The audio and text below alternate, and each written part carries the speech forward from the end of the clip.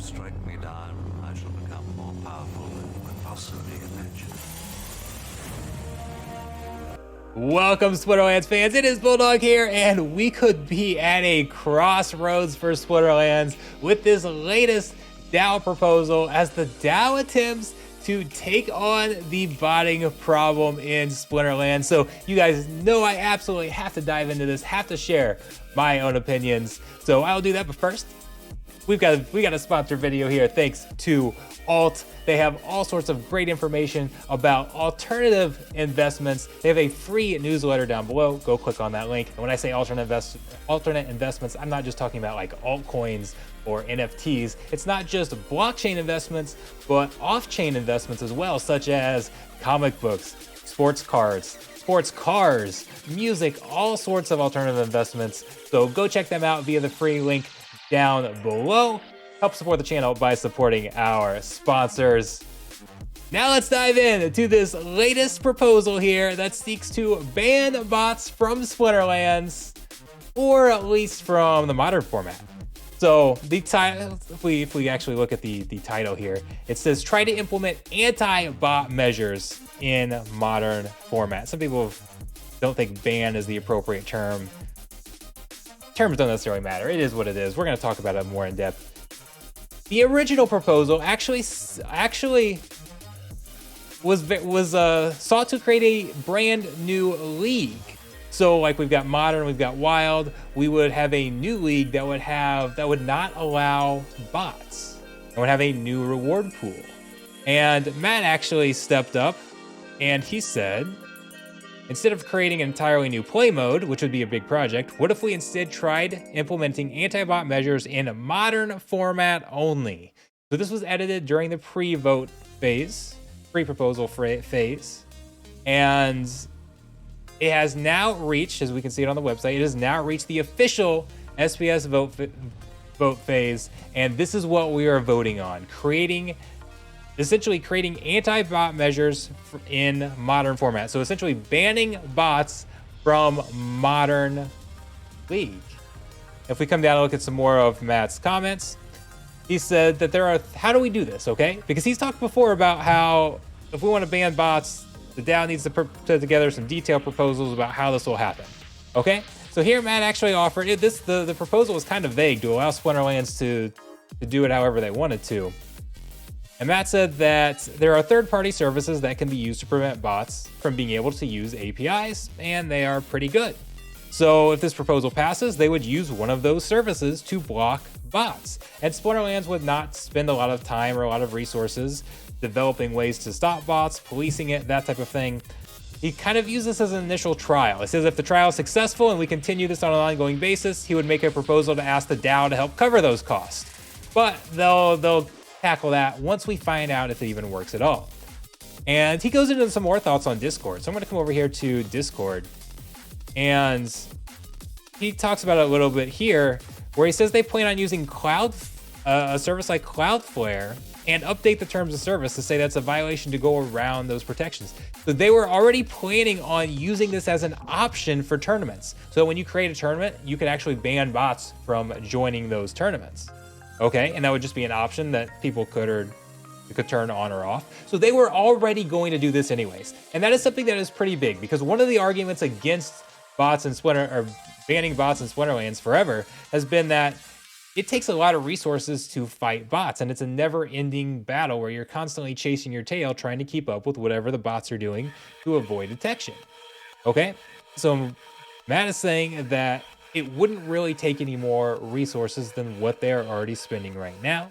You just have to pay for a Cloudflare service, and Splinterlands will pick that up right now, and maybe down the line it's something that the DAO could actually cover. So in terms of effort, that's very positive to hear. And Matt actually goes on some more. Before I dive into this a little more, because I do also want to talk about this update the terms of service to say it's a violation to circumvent it. And he once again says he looks at the thing as a whole experiment. But he says here, his position is we should try it. And I completely agree with him. To kind of share my own opinion here already. He says, I don't know if bots will be able to circumvent it or if people will like it, if they'll make the game better or worse, if people will be able to find matches. That's a big concern. Will people be able to find any matches? If 90% of our battles are bots and you take them out, it's something that can become kind of tough. But he knows that the only way to answer these questions for sure is just to try it. And he would rather do that than just to continue to endlessly debate it. So it's kind of, we've had this debate for years now. I joined the game. Actually, I'm basically at my 2-year anniversary right now. I've been playing the game for almost exactly 2 years. Bots have been a debate for quite a while. Been a very heated debate for the last 18 months or so. One of the biggest things is, can we even ban bots? There's kind of two discussions of, should we ban bots or not? Or should we stay like completely decentralized and allow anybody to play? And the other one is, can we? If we even wanted to, is there a good method to actually do it? And it's kind of like at the point where I never thought we would get to this point. I absolutely never thought the devs would ever be willing to do anything to ban bots, okay? I never thought Aggro specifically, Matt as well, but more specifically Aggro, never thought they would allow that because they're so pro decentralization, and that in order to ban bots or block bots, there has to be a centralized service. At least as far as any of the tools we have to this point, there has to be a centralized entity that is deciding who is not a bot. And that's kind of been the key thing. Can we even do this? So it's kind of like Matt's finally giving in and saying, you know what? Let's find out if we can or not, okay? Let's go try it in modern, see what happens. And there are some of the specifics that I don't agree with or that I would like more details on. But the bottom line is, I don't like bots. I've really gotten into the investment side in Splinterlands and having a lot of money and assets on the line. I've really enjoyed the trading parts of it and gotten into the economy. So I am big into all that stuff, but at my core, the reason I got into Splinterlands is I'm a gamer, okay? And I want to play a game. And the fact that I've kind of fallen away from the game a little bit, you guys notice I don't stream quite as much as I used to, because it's not near as fun to play against bots. Like, that's not a good gaming experience to be constantly playing against bots in this type of environment where it's PvP, okay? I mean, I like PvE games, and that's essentially playing against bots in some form, but in this form, I want to play against real players. I would consider myself anti-bot. And this, to me, the reason you can see I've upvoted it here, this feels like the best chance, the first real chance that we've had to ban bots in Splinterlands and completely change the game, okay? And I have no idea if this is going to work, if it's going to be good for the game, whatever the case is, but I absolutely want to go try it. I want to see what happens here, because if we can get bots out of the game, I'm not sure the impact that it'll have on the economy, because some people are worried that, okay, if bots are worried that they're going to be kicked out, or if we eventually kick them out of Wild as well, are we going to have a bunch of bots dropping cards on the market and flooding the markets, and now nobody's renting cards and all of the assets go down significantly? And maybe that would happen, okay? You've also got fewer people sharing the rewards, so your rewards go up, because remember, it's a fixed reward pool. So if there's only 10% of the people that were playing, that means the rewards go up 10 times. So that might help assets keep value. I don't know. Maybe though that'll give incentives to go find scholars instead of bots. I don't know what will happen, but I care very much about the gaming experience at the core. And if it means prices get slashed, I think just temporarily for us to restore a better gaming experience, then I'm willing to give that a shot, and I'm willing to try that. So that is why I have voted this. But I would like to see this. Like, when we go back here, I mentioned that Matt said, what did he say about it'll be against the terms of service? I don't know if you guys can read this very well or not, but we'll implement a service like Cloudflare and update the terms of service to say it's a violation to circumvent the protections. If people are caught circumventing them, then we will figure out how to handle that on a case-by-case basis, okay? And I can live with that for right now. because again, we are kind of viewing this as a trial thing, okay? But I feel like we need a very clear, eventually, we need a very clear explanation on when you can get punished and what the punishment is, okay? Because punishments are not just a concern for people who violate rules. Because some people can be accused of violating rules, accused of being a bot, even if they're not. We've seen that before. We've seen some players accused of botting large Splinterlands tournaments, and that's become a huge debate on the in the community on whether they're a bot or not. And some people view them as those people as tarnishing the tournaments because they botted it, and others are upset because people are tarnishing a real person's reputation by accusing them of botting. So that, like, it's gotten intense before on whether people are or are not bots. It's not always an easy thing to decide. So what happens if somebody's accused of botting and they're not? Like, how much of a risk is that? Can our NFTs be taken away from us? Right now, Splinterlands actually still controls the chain. I know a lot of that's trying to be switched over to the validators, but right now Splinterlands still controls that chain. So technically, in some situations, they could. They always say they won't. I've never seen a situation where they have. But if somebody's violating this terms of service by botting, could they take those away? We need a clear statement on what Splinterlands can or can't do. Okay. And then, can there be other punishments? What about your assets that are not NFTs? Can they de-rank your account? Could that be a punishment? Could they take away a spellbook? That's something that can be traded. What about the soulbound cards? Those are not NFTs. Like, to me, those feel like appropriate punishments if somebody's caught botting, right? I don't think you should be able to take away the NFTs, because that's kind of the whole point of blockchain, right? And that's a pretty core belief here, is that nobody can take that stuff away. I came to Splinterlands. The entire reason I came to Splinterlands was because I got kicked out of another game, a Star Wars game. I'd spent $5,000 over the course of half a decade there, and my account got banned because I made a video that they didn't like, okay? That was the core source of it. Is that something that I could be at risk for here? Now, I don't think that will happen, but especially if people are gonna come spend tens, hundreds of thousands of dollars in this economy, they don't want to risk something like that. You could play by the rules and still have penalties associated. So I don't think those NFTs should be able to be taken away. But it's like something like de-ranking the account, the spellbook, even the soulbound cards, all those things that are not tradable, I'm more open to there being potential punishments there. But my whole point is, we don't know what the potential punishments are. We don't know what the process is. If Splinterlands says you're a bot, is there an appeal process? Or like, there's so much unknown there. And I think at some point we need some clarity, okay? And I'm okay with Splinterlands not really having much punishment at this point, and kind of just using it to gather data and saying, okay, we've banned it, but how are people getting around it? Like, what does that all look like?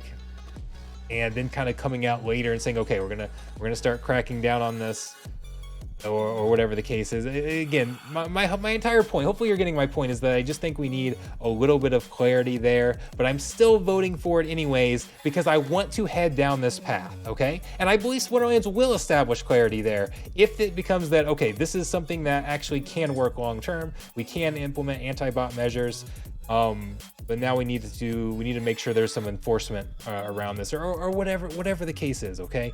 So I want to start heading down this path, and that is why I voted for it, despite feeling like there's still some things that the proposal lacks. And we're close right now. We've got 208 million SPS votes. We need 2/3 to pass. We're just a little short, but not much, 64%, okay? One big whale could come in and push it over. Changing one big vote could have a huge impact. Let's go look here real quick. So 208 million, how many votes have we had? Let's go look at the completed ones. So the last one was a pretty simple no-brainer vote. There was 239 million SPS voted. That wasn't a very controversial one. So a lot of people probably weren't motivated to vote. That's probably the low ends. We've got 276, 279. So that was only 172, but again, got downvoted very, very quickly. And we're minting more SPS as we go along. So it looks like the high one was this one with the exchange listing. That was 279. Just as an idea of how many million SPS might be used to vote. We're looking at maybe about 280. And you can go in and like we can see like are the whales voting for it? Go to active here. You click on it, for or against. It'll show you who. So we've got a mix up here. Ironically, Blockchain FF, I believe that's the one who created the other proposal that I said was controversial with the listings that had the most votes. So like if they one person switches their vote and all of a sudden it's passing. It was passing earlier today. When I was prepping to make this video, it was actually passing at one point. But so we've got, and if we go compare, I see some whales on this. I see this list missing some whale votes. Okay. So there are still some whales left to cast their votes, and one big vote coming in here could change everything, or one big down vote could put it out of its misery. So I don't know. The point is that this one is still very, very much up in the air. It's going to be a close vote, and I just hope it passes. The gamer in me hopes it passes because I want to try going down this route. I want to see if we can make the gameplay better and make the gameplay more enjoyable. And I do worry about finding matches. I do worry about a potential hit to the economy. But one thing I will say, this is actually a very good time. If we are going to get bots out of battles, this is actually a very good time to do it because of land. A lot of people, there are a bunch of people who are in this game that don't actually like to play the card game all that much, okay? They like collecting it and kind of building this card empire and just letting their bot kind of run everything, and they just like to kind of manage it, almost like, I mean, we've got a bunch of management style games out there, right? And they kind of use Splinterlands of this. I even do that a little bit. I have both bots and scholars that are running alt accounts. I mean, I hate bots, but if they're going to be here, I'm going to use them, and you take advantage of them. I'd love to not be able to, but I'm going to play the game that's in front of me. So the point is a lot of people like kind of that management style. And guess what? We now have land coming. If you want to collect these cards and then use those cards to generate earnings, you can now do so on land, okay?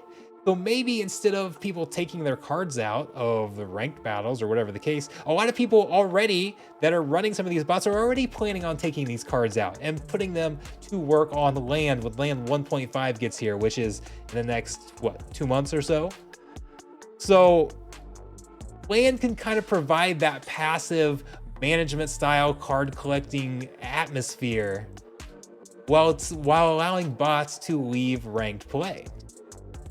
Another criticism, of course, will be that yes, bots can leave. Even if the bots are gone, you still have, you guys see what Xbot's doing right now with their battle helper?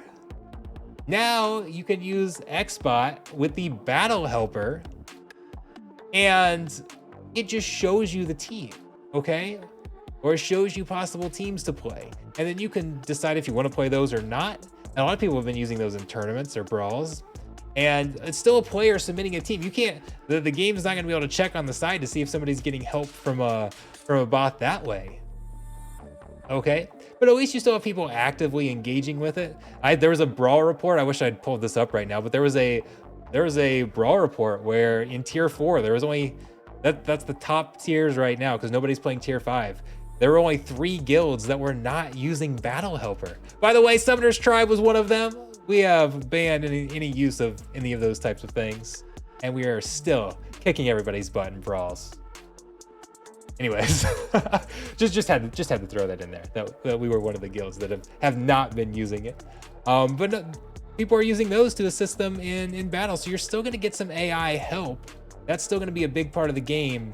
But I think it's still different if it's players actively using that and submitting teams and making choices, even if it is with assistance, rather than just not even have to do anything, not even have to log into the game and just let the bot go in and play it. So I don't know. This is going to be, again, this is a crossroads for Splinterlands. And I kind of share Matt's opinion in that I have zero clue what's going to happen if this passes and we go down this route. And it's kind of like rolling the dice a little bit. But if it doesn't work out, they can back it out. Matt said in his one of his things he said here is that they'll take it on a yeah. So at one point, I can't remember the exact point, but he says if it's an absolute disaster, they won't even have a vote to remove it. They'll just say, okay, this is for the good of the game. We're getting rid of this, and then they'll back it out. And if it's more of a up in the air type of thing, then we can run a vote to reverse it. Okay. So if it doesn't work, we'll reverse and backtrack, and then we'll have data. When everybody talks about the bot thing, we can say, well, we tried it and it didn't work, and we can kind of go from there and actually have some data. But I want to try it.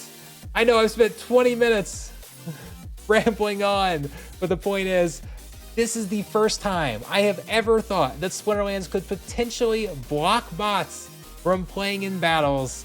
And I am so excited about it. They've given me hope. They have given us hope. What's our next set? Our next set is called Rebellion, right? Rebellions are built on hope. Sorry, I had to get a Star Wars reference in. Second Star Wars reference of the video. Okay. Thank you guys so much for watching. Let me know your thoughts down below. Let me know how you are voting and why. And then let me know if you think this is going to be successful or if you think there should be changes made. If it fails, then maybe we'll go back and redo it. And again, I talked about how we need some clarity. Maybe we just need the vote to fail, and then we'll go in and make a more clear proposal with clearer guidelines and try to get some more votes for it because it's close. We don't need to recruit too many no votes to turn to yeses, just a little bit. But I just want to see this goes through. I'm excited. This might be the most excitement I've had about a change in a game for a while. I don't know. There's some cool stuff coming up. New game modes. There's all sorts of stuff cool. So 2023 could be a good year for Splinterlands. Second half of 2023 could be a great period for Splinterlands. I hope so. Thank you guys for watching. See you next time.